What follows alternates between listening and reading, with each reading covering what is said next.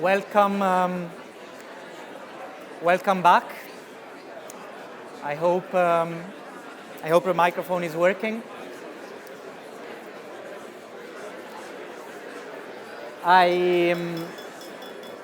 So I'm glad you had some fun conversations during the coffee break. I hope you're well caffeinated, well teinated, assuming that's a word. My name is Alessio Terzi. I work here. I'm an assistant professor here in Cambridge. I'm affiliated with the Bennett Institute. We are moving into the second panel of the day, and of course the macro theme is investment. But to my mind, this is a quintessential economicsy panel, and the reason why I say this is that if we go back to the definition of what economics is as a science, it is a science that looks at human behavior, I'm paraphrasing, in relationship to different ends and scarce means. And today, this is exactly what we're going to try and tackle, because there are various goals that we have in mind, that governments have in mind as a priority these days, and the resources to achieve them are scarcer and scarcer. And so you need to prioritize. There are trade-offs, which is the key word in economics after all, and we're going to try to get to the bottom of this. We have a great panel, I hope, I think, to address this issue. We'll see. I'm gonna follow in Dennis's footsteps in not going through their bios. Just one word. We obviously have Diane, who doesn't need any introduction in this setting, being the Bennett professor at the Bennett Institute at the Bennett Conference. So she's the host and my boss, effectively. So it's a great panel. Moving to the end of the lineup, we have Guntram Wolf, who's coming from abroad, coming from Brussels, from ULB, Université Libre de Bruxelles, and he's also a senior fellow at Bruegel, so the think tank in Brussels, where I used to work, so he's my former boss. And then we have Flavio, who is a professor in economics and policy here at the Faculty of Economics.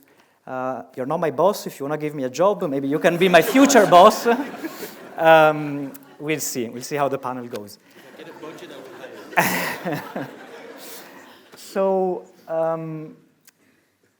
I guess, I said it's a very economicsy panel, but I don't want to make you think in any moment that this is not a pressing public policy challenge, which is what this conference is all about. And I think the timing is extremely, is great. When we were discussing about this panel, I don't think, maybe Diane, you knew, but I hadn't realized how there was going to be a spring statement by the Chancellor of the Exchequers just 2 days before this panel. And I'm saying this because what emerged is that this is a government that is laser focused on economic growth and reviving economic growth. And in some of my research, and obviously I'm not alone in looking at this, my impression is that the focus, the political imperative on economic growth originates from the fact that we want to loosen these constraints on resources. And so you want to have more so that you can invest more in multiple goals. And so the first question to you, Diane, is obviously the UK is a country that has had meager growth and has a renowned productivity problem. Can you tell us a bit, like, set the scene for what the issue is there? and how investment, given it is the theme of this panel, can contribute to address this. What type of investment are we talking about? Thanks very much, Alessio. Hello, everybody. It's great to see such a buzzy audience. So investment is certainly a key part of the story, and it's not just a UK one, but here in this country, the decline in investment over time is visible. We've had a low level of investment relative to our peers and relative to the past. But in all of the countries of the OECD, there was a big investment boom in the 50s and 60s, which has since tailed off. And so the public realm, the state of infrastructure, but also some of the investment in industry has been too low to sustain the kind of productivity growth we've seen previously. Now, productivity is what economists always talk about, and for people who are not economists, it often sounds like code for cutting jobs to save money. But the concept is really, what do you get out for what do you put in? How do you use the resources available more effectively to deliver economic growth, which means not just more money, but new innovations, the medical discoveries, the technological discoveries that make our lives, the quality of our lives, better, longer over time. So productivity is the key thing that drives standards of living over the long term. And in most countries, it has been much, much slower in recent times, probably since the mid-2000s, than previously. And there's a puzzle here because it's also been a period of extraordinary technological advances. A lot of the attention focuses on AI and digital, but there have also been advances in biomedicine, in materials, in energy. In fact, I was in Stanford a couple of weeks ago and saw what I've been wishing for a long time, which is robots that can fold up your laundry and do your ironing for you.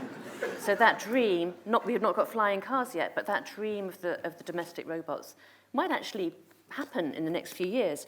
So the technologies are amazing. Why is it that growth, productivity growth, and people's living standards have not gone up? One thing is that it's just difficult to measure this kind of innovation. Economists are not good at it because the kinds of things that you're trying to measure is changing so quickly that the statistics don't keep up with it. A second, though, is that new technology takes a lot of time to change the economy. It requires a lot of investment in new equipment and buildings. You've got to buy your robots, but also investment in data, in software, and in skills, and in the infrastructure that supports all of that. So any new wave of technology needs a lot of investment for it to start affecting people's lives. It also requires changing the processes of production very often. And the example often given from economic history is electricity, whose impacts on productivity took half a century because the whole electric grid had to be built, but also factories had to be reconfigured from tall ones built around steam engines to flat ones built around electric dynamos on machines and the assembly line. And that takes time. And for information technologies in particular, so AI at the moment, it is a technology that gives people information, and it's going to affect productivity and living standards if they can use that information. So that goes to decision processes. Who is allowed to make what decisions? And that sort of managerial or governance structure is also something that can happen very slowly. That means that very often it's new companies that implement technologies that will bring about productivity growth. Incumbent companies don't like changing what they do. They've been doing very nicely, thank you, so why change unless there's real pressure to do so? But for new companies to get into the market, that needs competition policy. And the EU's got its Digital Markets Act. We've got the Digital Markets, the DMCC Act. I never remember what the acronym stands for. Competition and consumers. Thank you. Flavio will probably talk more about competition. But we're at a moment where it's just not clear to me if digital markets are going to be open enough for new startups to get into them. The Trump administration is threatening the EU that if it enforces its legislation, there'll be penalties to pay in terms of tariff. The UK government seems to have been effectively lobbied by big US tech companies to backpedal on the new digital market tools. But if we don't have competition in these markets, then the new startups won't happen, and we won't have a new set of companies bringing these new technologies and the higher living standards that can potentially come with them.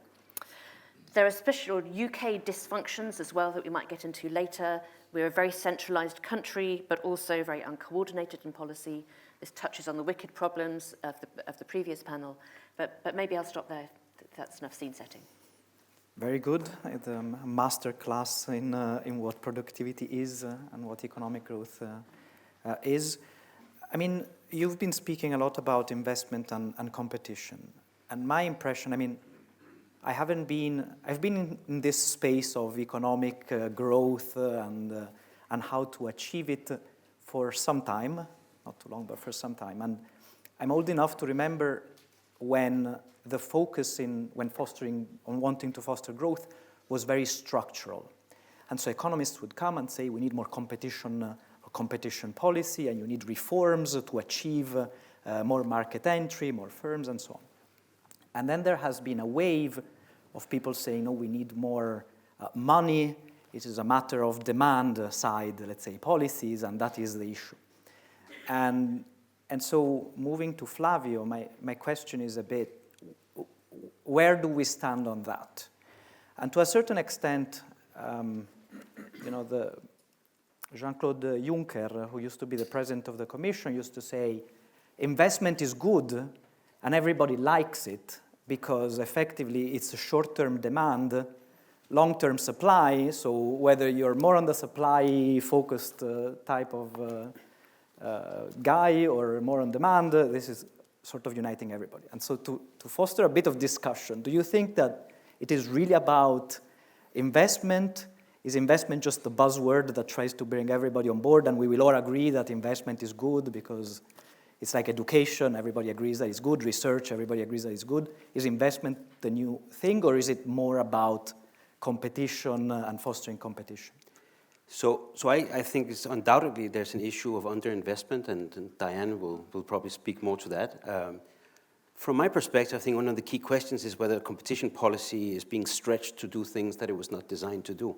So there's been a new movement towards using it, for example, to foster growth, and we're not always being very explicit about what's the mechanism by which maybe laxer enforcement of competition policies could potentially create growth. And so, fair questions are being asked of the new government about how exactly is this going to come about. And the fear, of course, is that to pander to big tech companies to try to lessen competition enforcement, that would be an avenue to do so. But that could be a false economy because, of course, we can't have the benefits of competition without actual competition. And so we might end up in a situation where have increasing market power, higher consumer prices, lower quality product, and so forth. And so not really achieving those objectives that we set out to achieve. So related to this, I mean, you saw in the brief description that we gave for the session, we had competing investment needs in mind. And of course, there is achieving competitiveness as one important dimension that policy needs to be focused on, economic policy needs to be focused on. There is the green transition, which we heard about in the previous panel as well. There is health, which was mentioned. There is digital, which obviously has already been mentioned. And there is defense. Now, when we put the panel together, or with Diane, we were brainstorming about this, I hadn't foreseen at least how big and prominent defense would have become by the time that the panel was actually going to happen. But obviously, it is extremely central to policymaking right now. And you, Guntram, have become effectively a voice of defense economics to a certain extent in Europe and in Germany. And this is a challenge that the UK shares, obviously, with the rest of Europe. And so I wanted to hear a bit your thoughts about this topic of investment in defense. Where is the money coming from? And also, I mean, you mentioned there is a competition dimension to defense as well. So if you want to elaborate on that, go ahead. Well, thanks so much for inviting me. Indeed, defense is a topic that I didn't grow up with, and I thought I would never actually have to work on. But unfortunately, since February 2022, I really had, the impetus to try to contribute to this topic because of the deteriorating security situation, and of course, with the recent change in US stance towards European security, this topic has become even more important. And so, indeed, I think there is a public finance dimension to it, which is relatively easy to understand. So 10 years ago, Europe, so let's say the EU, spent around 1.2, 1.3% of its GDP on defense. That has gone up to 2% by now, and the recent initiatives suggest that it will increase to 3 or perhaps even 3.5 percentage points of GDP. So these are big numbers. These are big numbers. Just to compare, we are sort of estimating in climate policy that the investment need for tackling net zero by 2050 is around 2% per year, of which perhaps a quarter is public money. The rest is private, depending on how you organize things. So these are big public finance figures. And from a public finance perspective, I think it's relatively easy to say, okay, such a rapid increase in face of a mounting security threat needs to be funded, at least initially, with the issuance of debt. And that is where the European countries are going. And that's where I think we will end up on the public finance dimension. Now, what I find more interesting than the public finance dimension here is, to be honest, is the market structure dimension and the competition dimension. And for that, we are working just on a paper that will be released in 2 weeks. But basically the core question is, in a market that is very fractured, so you have a lot of home buyers, you have countries basically procuring their military equipment with domestic producers, be that in Germany, be that in the UK, be that in France, then a little bit of the US, and we can talk about the US separately. But a strong degree of home bias and actually very little competition, right? So there's just one producer of a tank, let's say, in your country. What happens if you increase demand significantly with the numbers that I just described? Well, competition policy is actually very useful or competition theory is very useful to understand what's happened.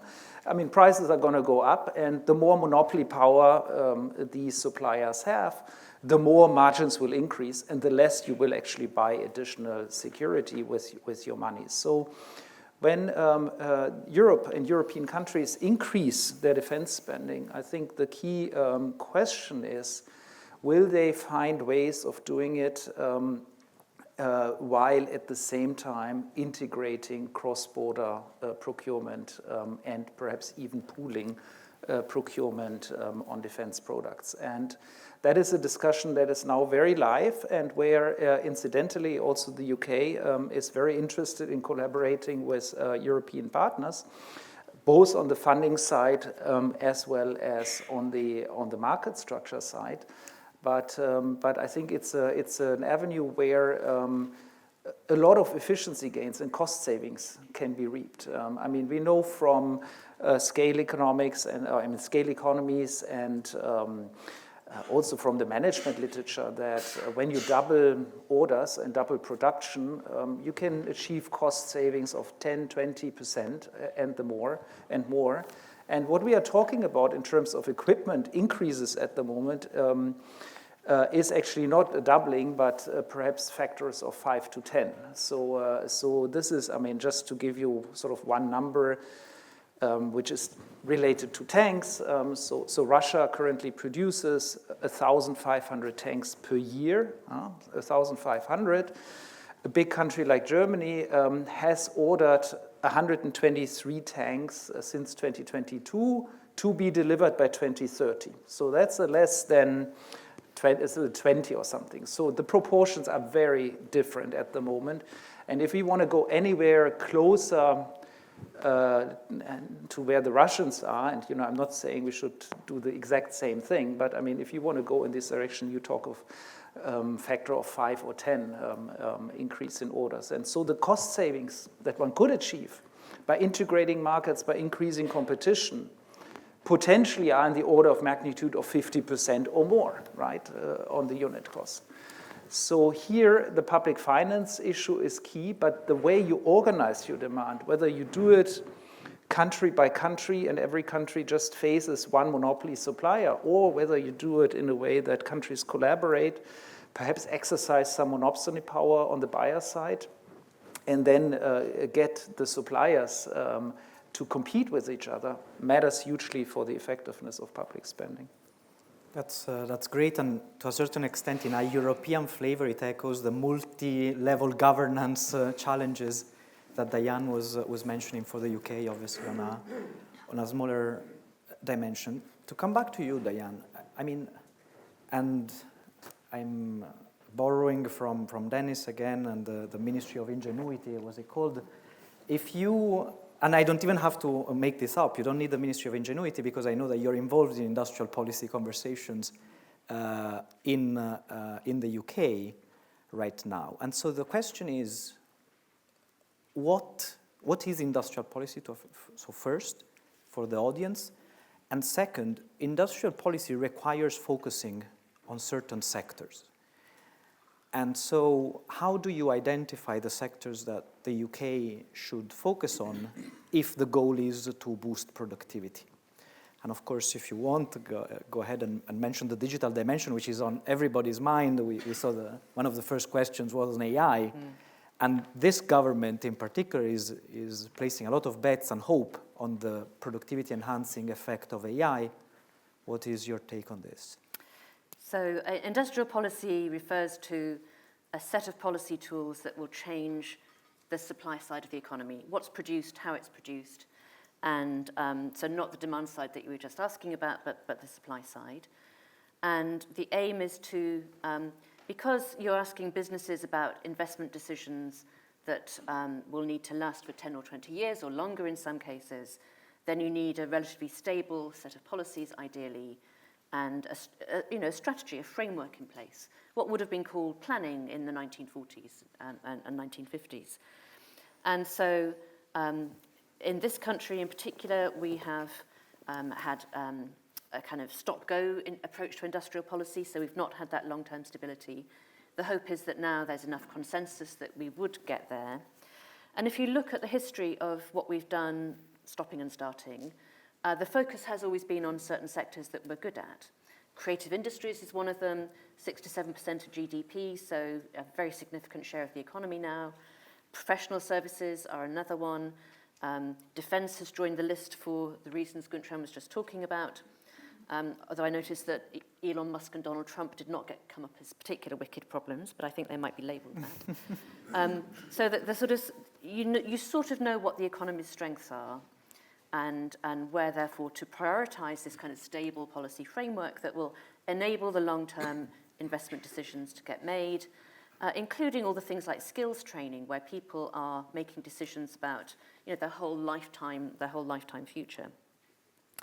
AI is one of them, and we slightly kid ourselves about how strong we are in AI. We've got DeepMind and a couple of other largish companies, but really it's a lot of very small startups, so we need to figure out how we can get them to grow.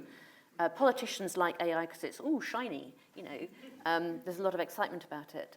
But there are other amazing technologies that we're good at as well. So I think part of the need is to understand better what is it exactly that we're good at, and in a much more granular way than we have previously. I do think events play a role as well, and so we've all become aware in the last 3 months that defence is a priority sector now for everybody. It could become even more of a priority if we find that not just Russian troops are marching in from the east, but American troops are marching in from over the top to Greenland. It's a very, very uncertain world. So I think that could become more of a priority, and cybersecurity will certainly become more of a priority. Guntram, I don't know if you follow this as well, but there will be new forms of attack and therefore new forms of defence needed and new forms of investment there. Could I ask a tongue-in-cheek question? So what's the wisdom of supporting sectors that are already doing well? Wouldn't it? I mean, I don't help my children with the homework they can already do. No, it's a good question, and so the answer is partly that you think you can bank on growth and exports from those sectors, and if you want a stable long-term environment, then that needs continued support.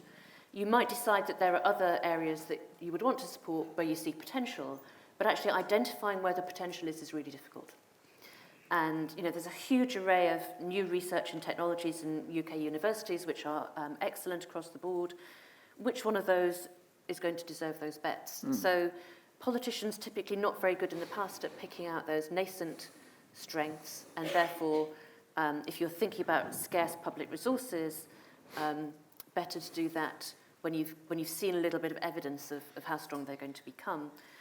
The other answer is there are some policies that are horizontal in the jargon, they cut across all sectors. Right. So competition policy is important for all sectors would be one example, a stable tax environment, research and development tax credits, those kinds of things are sector agnostic.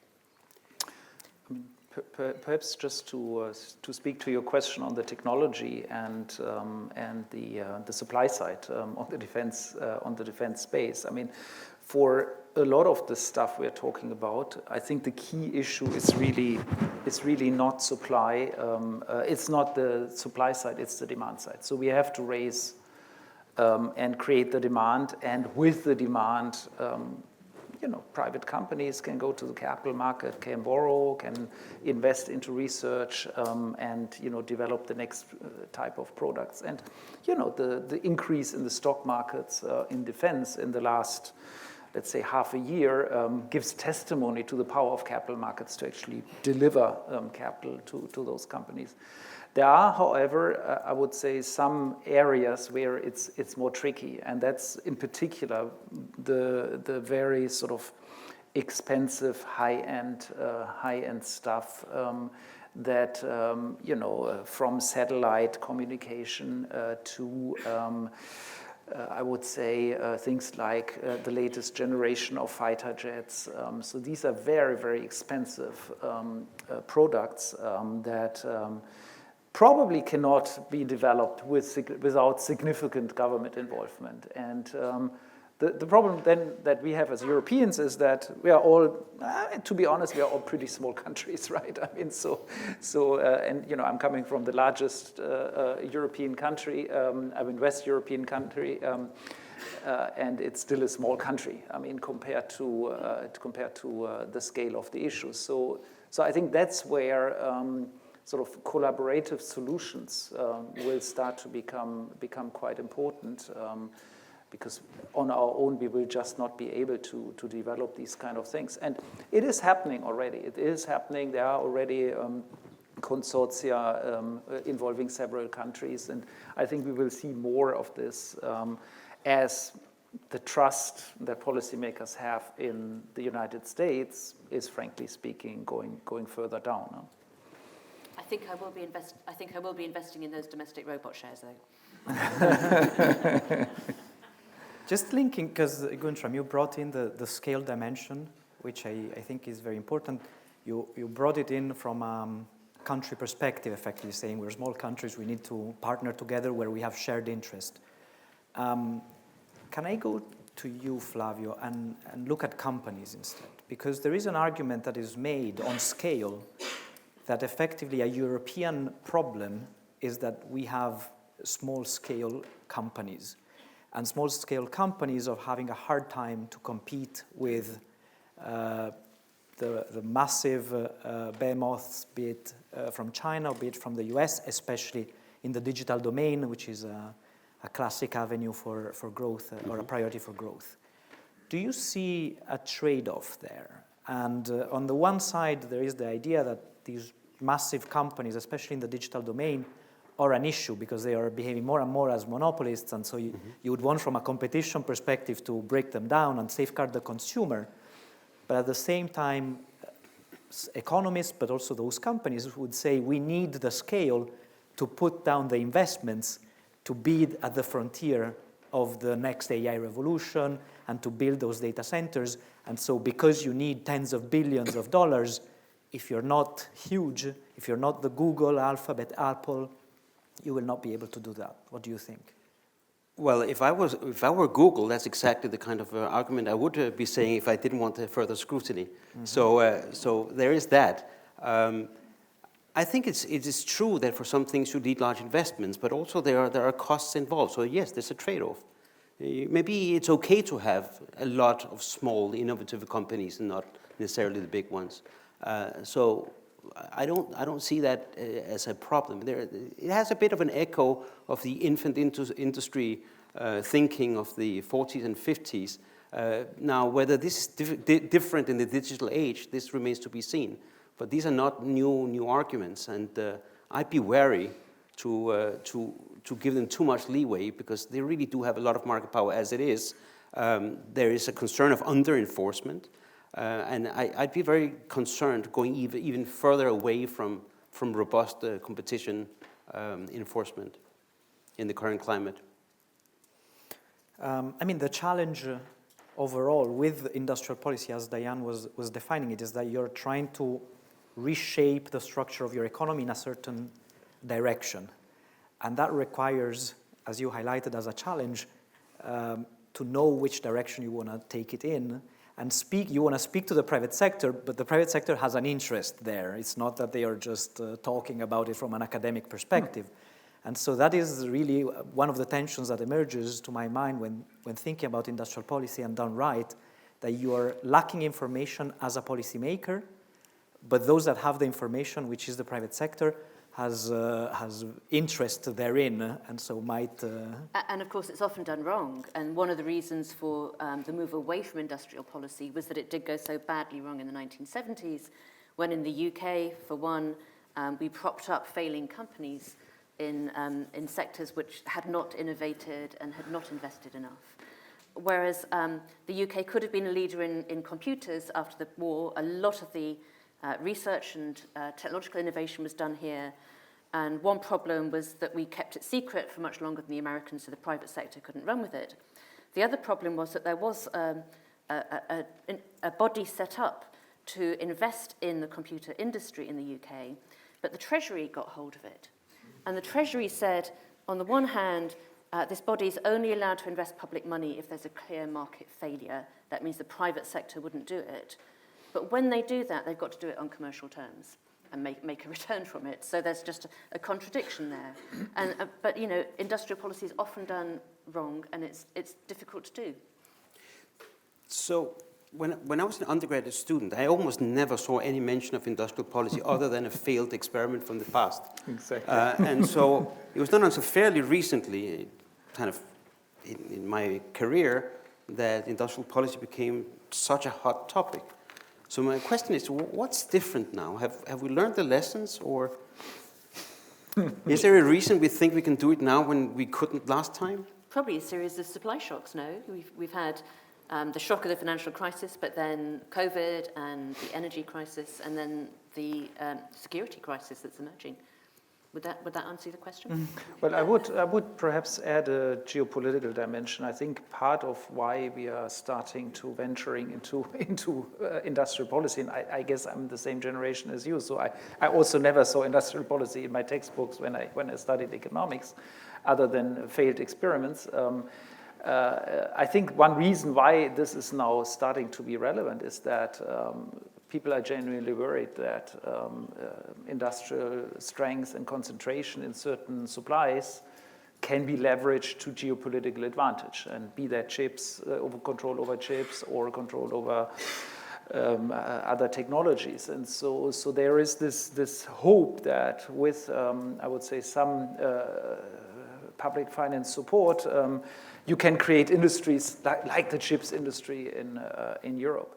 Now, whether that's going to be successful, I think the jury is still out. And you know, my gut feeling is a bit like yours. I mean, they try, but I mean, they might in the end actually fail. Huh? So geopolitics as a driver, but whether it succeed, I don't know. And I would add, then we open to questions from the audience, so start thinking about it. Linking to the previous panel, Gordon was mentioning how COVID had been a watershed moment for a variety of policies, and I think that this is one of those policies, because during the COVID pandemic, we realized that we needed production of certain things. Was it face masks, or was it personal protective equipment of various sort? And that's where government stepped in and said, you're going to produce this. And so there was this degree of planning that hadn't been seen in decades, and that to an extent was seen as necessary and beneficial. And I think even just from a theoretical point of view, it opened the floodgates for its use in other domains. I hope that this has given you enough material to think about potential questions that span from industrial policy to defense to Europe, collaboration with the UK, competition policy, Google, and so on. So if you have any questions, raise your hand and I'll come to you. So I do, again, the same approach as Dennis, so we start on this side. Identify yourself, please, and your affiliation. Yeah, hello, my name is Rupert Ambrose. I work with Global Solutions and I'm doing a master's at Regents. So looking at sort of past MMA activity in the sort of private sector, with like sort of BAE Systems acquisition of Ball Aerospace, that's a British defense company buying an American. Is this a way to increase competition, or is it to gain a competitive entry for startups as BAE Systems integrates SMEs into their supply chain? The question is, do we support investment for universities or about MMA activity for large incumbents in the defense sector? I think defense we hand over to.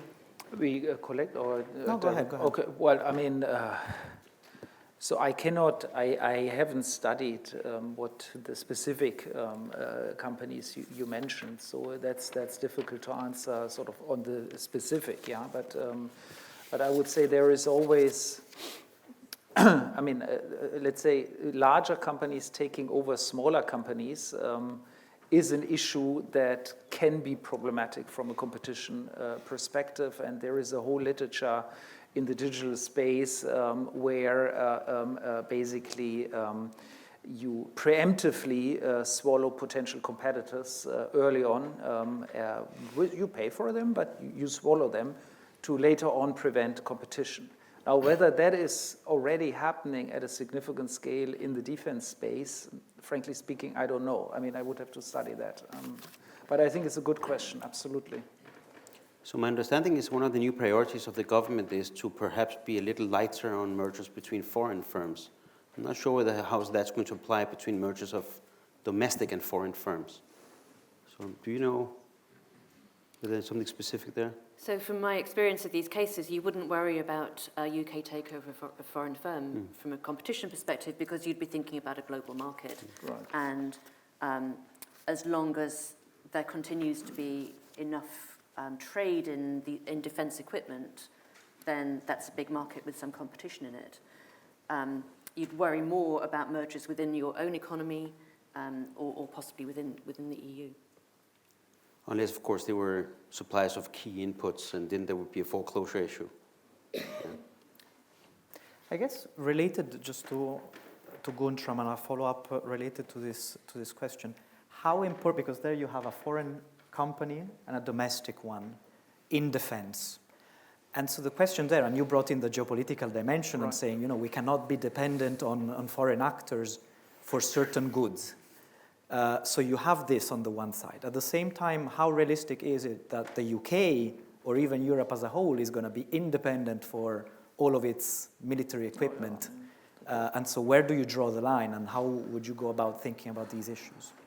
Well, I mean, let me say two points on this sort of interjurisdictional issue. I mean, so one is in the European treaties, the EU treaties, there is a security clause built in the treaties that limits the integration of the market across European EU member states. Okay, so Article 346 of the Treaty on the Functioning of the European Union actually allows member states to say, well, I mean, here is a security issue, and that's why I order my tank just from the company from my own country. Now, there's some jurisdiction from, I think, the Court of Justice, which is and sorry to speak in the UK about the European Court of Justice, that says, okay, you can trigger this clause, but you cannot trigger it when you procure the T-shirts for your soldiers, for example, right? So there is a bit of limits on this. So that's one dimension. Security is overriding, and national sovereignty overrides it on many dimensions. Now then the question is technological dependency. Yes, there's a couple of products where we have a very high dependency on the United States, essentially, as the main supplier. And so the key question is, if you wanted to replace it, what's your supply elasticity? That's how the economists would ask it. I mean, so how quickly can you provide alternatives to that? And my answer to that is that if you look at the if you look at the development cycles of the last 10 years or so, I mean, it suggests you cannot replace the American supplies for at least another 10 or 15 years. However, if you look at historical evidence, for example, from World War II, you can see that with a significant national push and increase in defense spending, such as in the UK arms industry during World War II was, in a very short period of time, increasing massively, both quantity as well as technological capacities. And so my sense is that the urgency of the situation, and we are all reading the newspapers, for example, around the discussion on the F-35 fifth generation fighter jets. I mean, there's a very live discussion where many, many countries are reconsidering canceling or at least stopping to order further these F-35. I mean, how quickly could we develop an alternative? At the moment, the development cycle is 15 years for the next European fighter jet, but it might be that if we have to, we'll actually put much more resources into it and do it in, I don't know, 3 or 5 years. I don't know. I mean, so this is a difficult technical question, but in principle, historical evidence suggests things can get accelerated massively. Necessity is the mother of ingenuity, as the Romans. Yes, indeed. So there's an interesting parallel to the COVID situation, because that was also, there was a tension between, on the one hand, exposure to foreign producers, and on the other hand, wanting to do things efficiently and as cheaply as possible. So clearly this is something we'll have to pay a lot more attention to going forward. Yeah. Very good. Andre, here in the front. Andres. Thank you. I'm Andres Rodriguez-Posse from the London School of Economics, and now that industrial policy is on the table, it's on the cards, Diane has proposed one way of industrial policy, which is let's build on what we have, and I would add to make it better, to make it world-leading, and to make it far more productive and competitive, which has been, to a certain extent, questioned by Flavio. But the other issue that's on the cards is the Draghi report. Let's build on what we don't have, but our competitors have. China and the US, for example, AI. But in Europe, and I think Diane has hinted at it, is looking at AI like we are in the peloton, and China and China and the US are already at the peak, and they're running with better bikes and on steroids. So the question is how wise it is, and this is mainly to Flavio, to go for that alternative, to go on something in which no matter how much we try, we're always going to be followers and never leaders. I think that's a great question. Just because others have it and we would like it doesn't mean we can have it. And you know, there are structural differences between the European countries and the US, which is just by the nature of it. We have fragmented labor markets. It's not as, you know, as barrier-free as we would like it to be. We have, you know, different governments in different countries having home bias in procurement. We have a different tax system. We have a multitude of differences. And then there's path dependence, which is that there's a stock of people that know how these things are done. And so that's where people who are interested in those things go. They go to Silicon Valley. They don't go necessarily to, I don't know, to Frankfurt, because that's not where these things are done. And so it is possible we have a disadvantage that is just not going to go away. I think it depends on which technology you're talking about. So the question of should we develop our own solar panel industry when they can be imported cheaply from China and increasingly a few other countries as well, it just makes sense to continue importing, versus technologies that you think are going to be fundamentally important to the success of your economy long term, and is AI in that category? And so that, I think, is the dilemma. But there may be leapfrog possibilities with information technologies. If you look at what has happened in India in terms of its digital frontier, it's not the same as the generative models in China and the US, but actually it is a world leader, it's become a world leader in other forms of what they call digital public infrastructure. So I kind of think you can't generalize about it. You've got to think about it case by case. So we have a question over there in the center. Yeah. Hi, my name is Shay Akiwowo. I am the founder of Glitch and one of the organisations that help bring the Online Safety Act, particularly looking at violence against women and girls and regulation. And I also sit on a couple of the tech companies' ethical boards. So I come with this perspective. The question is around what strategies are needed, and I'd love to hear from the panel their reflections on the strategy around countering this us versus them. This idea that it's safety versus innovation, it's healthy conversations versus outrage, it's ethics versus growth. These are very binary thinkings that we've unfortunately inherited from the cultural wars of social media that I think is giving us a scarcity mindset in thinking that economic growth cannot happen with safety at mind. How do we win this argument, this narrative that we can't have innovation and growth, particularly for marginalized communities, without them being exploited? How do we actually have safety and growth together? So not versus, but and.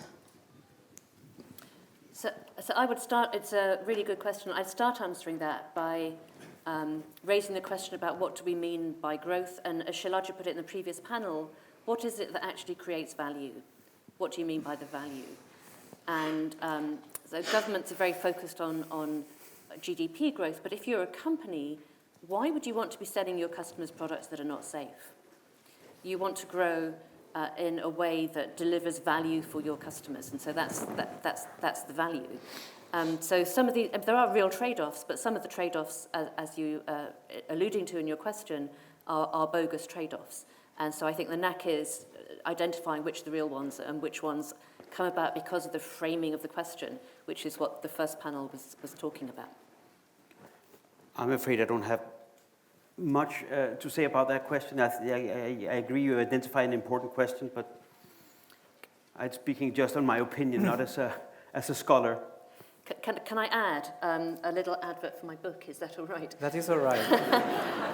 Next week, my book is out, and it's all about these questions of value and defining growth. So if you're interested, you can pick up a leaflet in the lobby. You're running the show. You can do all the marketing you want. But I'm still going to push you on something, Diane. I take advantage of my role as chair on the geographical dimension, because you brought in the territorial distribution of economic activity, which in the UK is a central problem. And how does this relate with the focus of this government, for example, on achieving growth? And I'm asking this because I was reading the Financial Times a few days ago, and it was saying how Cambridge is going to be central, is a model for how growth should be boosted according to this government, and effectively it is doubling down on resources here, which is a place where there's already a lot of resources, a lot of ingenuity, a lot of talent, a lot of startups. So to one extent, you are picking what you're good at and doubling down on that, but aren't you aggravating the territorial inequalities that plague this country? I'm glad you asked that, because I have this conversation with a lot of people in Whitehall and Westminster. And it's clearly true that there are great strengths in the southeast of the country, and so you can probably enhance that and get a little bit faster growth out of them. But the really big opportunities for unlocking growth in a very unequal country like the UK are to tap on all of the talent and all of the startups that exist in other parts of the country and give them the things that they would need to get on and do it. And that is things like much worse public infrastructure in other parts of the country, lower quality education on average in other parts of the country. So it is about prioritization. And that's just a choice governments will have to make. So some of it, sure, encourage AI startups in Cambridge, that's fantastic, but also earmark some of it for trains that run across the north of England so you can have a single labour market between those cities. Can I pull you in, Guntram, on this? Because, like, obviously, I've been looking at these topics from a European perspective in the European Union, and there is a similar conversation, again, at continental scale, but it is to say, if we do more industrial policy at the European level, shouldn't we be aren't we going to end up with Germany receiving most of the money if the pioneering companies are there? What does this mean for the Portugals of this world, for the southern Italys of this world, for Greece, and so on? And so there is this trade-off in Europe as well, or at least that discussion. Where do you stand on these topics? Well, I mean, the territorial cohesion, I put it in a different basket than the boosting top-end innovation. I mean, I think both are policy goals, but I don't think you can get sort of the innovation boost by, let's say, doing a territorial policy for a remote island, let's say in Greece. I mean, that will not sort of drive in the end the innovation, because we know that innovation success has to do a lot with clusters. So I think the clusters, the innovation clusters, the concentration of talent, capital in places is actually critical for major innovation pushes. But of course, you're right, and I think that's also probably partly an issue in the UK, that these forces actually lead to aggravating territorial inequalities, right? I mean, the pull of London and Oxford and Cambridge is probably so big that it's very difficult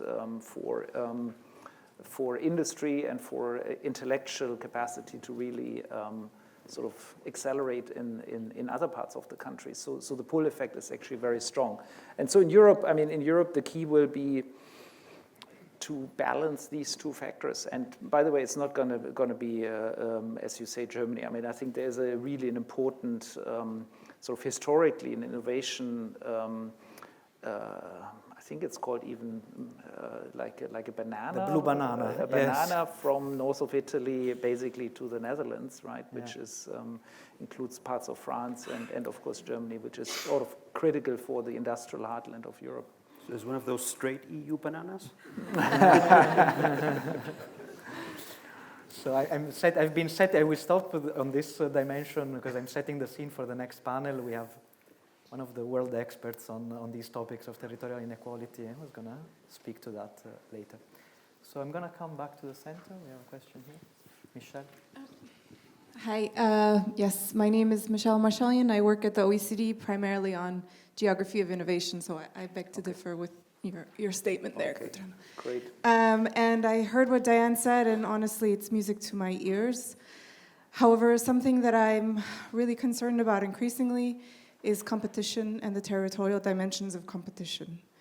What I'd like to ask is a little bit of a reflection on whether or not you consider that there's something we can do about the negative effects of competition in non-urban areas, and if we can take it potentially to the level of understanding how we can help these left behind places that are increasingly left behind by industrial policy and competition policy.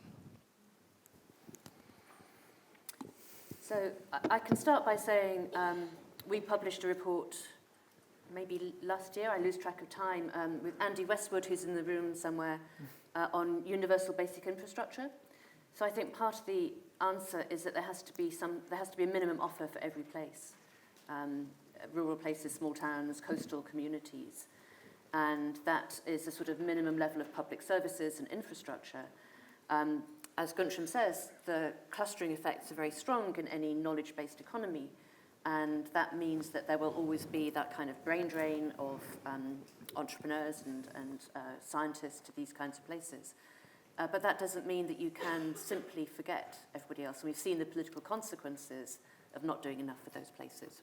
But on competition policy, I'll defer. So there's something called a universal service obligation, but that's for public companies. Now, how you would do that with private sector firms, that is not so obvious to me. Now, many countries have universal service obligations for private utilities. For utilities, yes. Yes. This side doesn't have, so we go to the other side in the front row, towards the front. Yeah. Yeah, thank you. Chris Gentle. I worked on the 1992 Single Market Act with the Commission. It's been downhill since then, but anyway. My question is actually to the question that's on the screen. Guntram talked a little bit about it, about capital markets, and I just wondered about, because we don't have a single capital market in Europe, how big a drag is this on the question there? I wonder where the panel think this will go in the future about, because of the pressures to get more capital into Europe, will this force the hand in terms of actually creating more of a capital markets in Europe? Well, I mean, so first of all, we used to have one aspect of a capital market which was pretty strong, which was the City of London, that played the role of being an important part of the capital market for the entire European continent. That went down a little bit, not that much. It's still actually a very important financial center for Europe as a whole. But it is true that capital markets remain overall quite fragmented across the European continent. That's both on the infrastructure side as well as on, I would say, the pattern of investments and savings. So strong home buyers, lots of local bank-based financial intermediation instead of broader capital markets operating through the entire continent. There is a very live discussion on this. It's been ongoing. I mean, capital markets union topic has been ongoing as a topic since at least 10 years, I would say. The response that you usually get when you discuss that with policymakers, finance ministers, is yes, I'm in favor. National finance minister, yes, I'm in favor.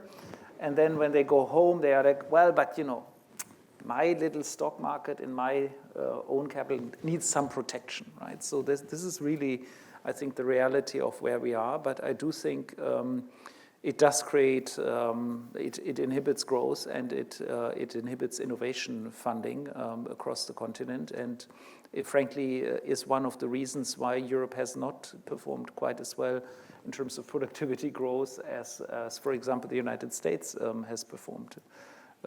But the savings are there. I mean, it's not that we are lacking savings. I mean, Europe has current account surpluses, so there's lots of savings there. It's more, can we channel these savings to the right investment users, and can we create the investment opportunities across the continent? Do you have views about why there's so little venture capital in Europe?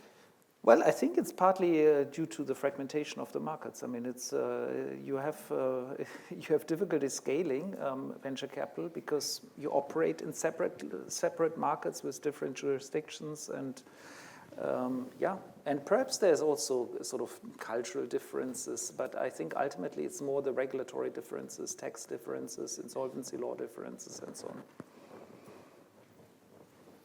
Here in the front.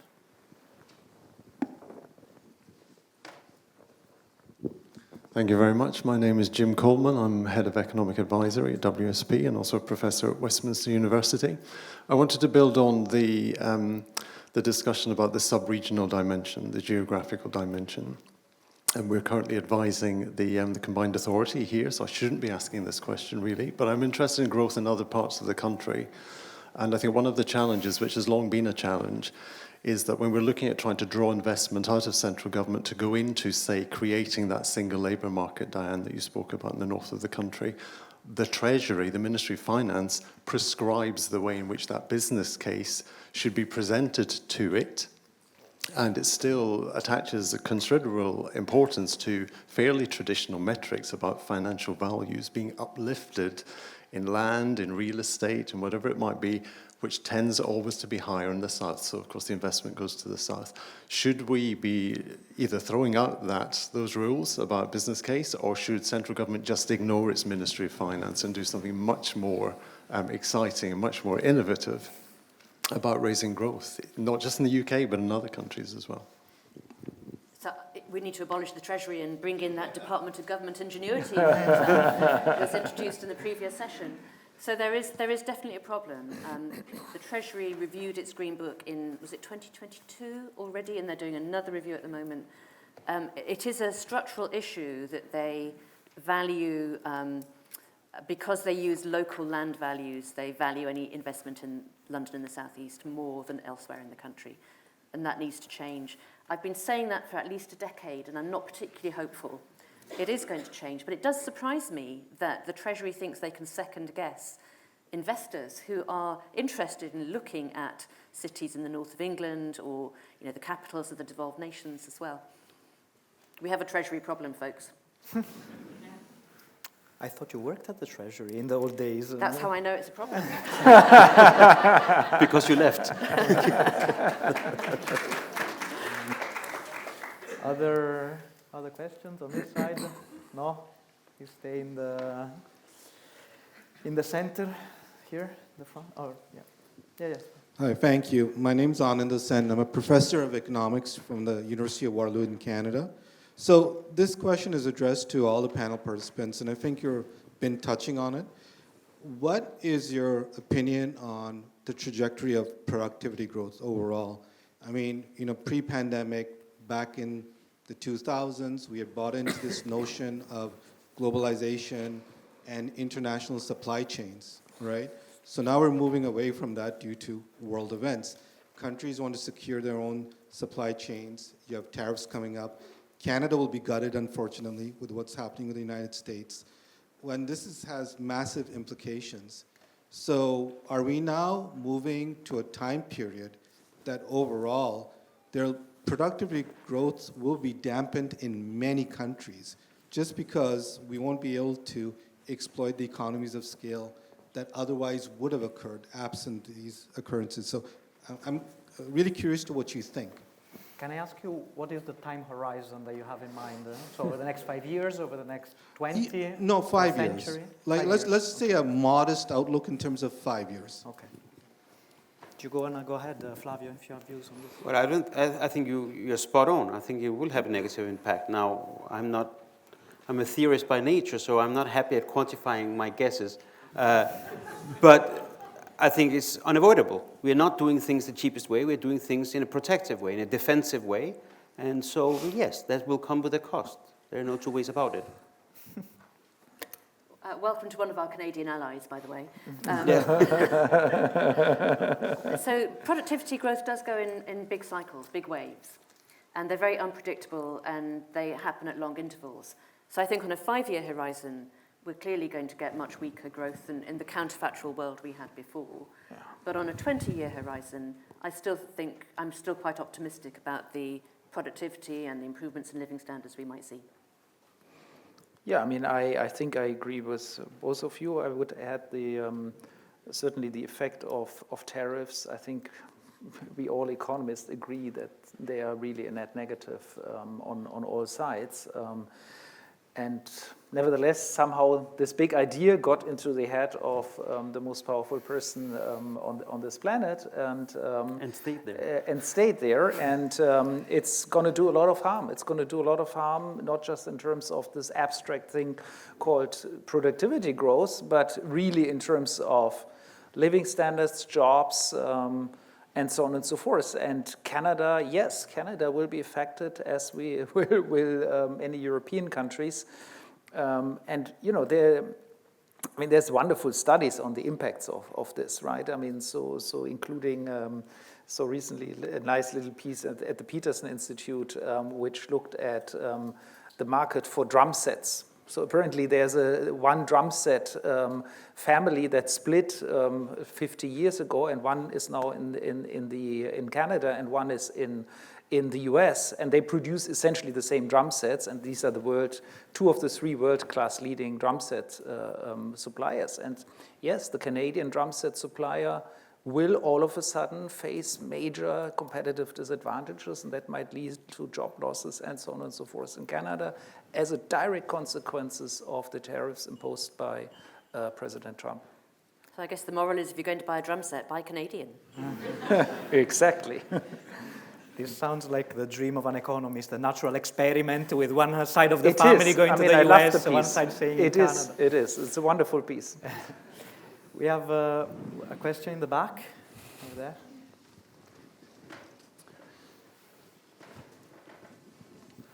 Thank you. Martin Hennigan, and I'm Assistant Professor at the University of Nottingham in Public Policy. My question is to Diane. So 2 years ago, Rachel Reeves was at the Peterson Institute in Washington, D.C., gave a speech she called Securenomics, which was going to be this British variant of Bidenomics, inspired by the Inflation Reduction Act, and then a speech, May's lecture. She put a bit more flesh on the bones of it. But you know, it's kind of died. We don't really hear any talk of Securenomics now from Rachel Reeves. And so my question is, did that die on November the 5th when the first election results started to come in on the East Coast in terms of how industrial policy is framed in that way? So probably yes. I mean, she has had the bad luck that the world has changed around her since the government was elected. As many people have said, she has boxed herself in, partly through the political commitments about taxes before the election, but also partly because of the way the Treasury and the Office for Budget Responsibility have got us in this downward spiral. You know, there are movies where the good guy is trapped in a room and the villain starts the walls coming in and the ceiling coming down. And I fear that's where we are at the moment in UK fiscal policy. The sort of OBR marks the Treasury's homework, and they say you've got to cut something, but if you cut something, you're not going to get the growth, so the ceiling won't go back up, the headroom won't go back up. So I do worry about that, but I think a lot of it is just her bad luck since the election here. One final question, perhaps here in the front. Davide Luca, Associate Professor here in Cambridge. And so my question is about innovation and competitiveness and inequality. There is a spatial dimension, but there is a broader dimension. I wonder what's your thoughts on whether this strong focus on boosting innovation, et cetera, risks overlooking the issue of inequality. Like the most innovative places on earth are horribly unequal places, including like both at the city level, at the first case, at the country level as well. Shall I start? My former dissertation advisor, Ben Friedman at Harvard, wrote a book called The Moral Consequences of Economic Growth, probably 20 years ago now. And his argument was that what mattered was the direction, that people needed to be able to see their lives improving. As you say, periods of innovation are often periods of greater inequality, the rewards go to the few. They then need to spread to the many over time. So these are always disruptive periods, but technologies need to benefit everybody eventually, or you get the kind of backlash that we're seeing politically now. So one of our research assistants, Zai, I don't know where she is at the minute, I've set her this question: if you could adjust US GDP growth for monopoly profits of the tech sector, what would it look like? And my hypothesis is it would look much less good than the headline figures suggest. Exactly. So it's a really important question, but you know, Flavia and I have been involved in competition policy. We think everything looks like a competition problem. Part of the way you get that spread of benefits is through competition. I mean, perhaps let me just reinforce that last point on the big tech impact. I mean, the concentration of profits and wealth is, I think, pretty unprecedented in human history. And we are now seeing, I think, also in the person of Elon Musk, that this starts being not just an inequality issue, but really also an issue in terms of exercise of power and democratic accountability. And so, to my mind, yes, there is an issue here that needs to be dealt with. And the tech industry and the social media industry, perhaps, or network industry, let's put it this way, is perhaps particularly strong in generating these very, very high profits because of its capacity to tap a global market and its very small basically fixed costs, right? And so I think there is an issue there in that space, and I think that issue is a competition policy issue, but it's not just a competition policy. It has by now become much more than that. I think it includes a political dimension, which is very big. I think it's interesting to note, we've talked about this before, that the origins of antitrust policy were not necessarily market power, it's a concentration of political power.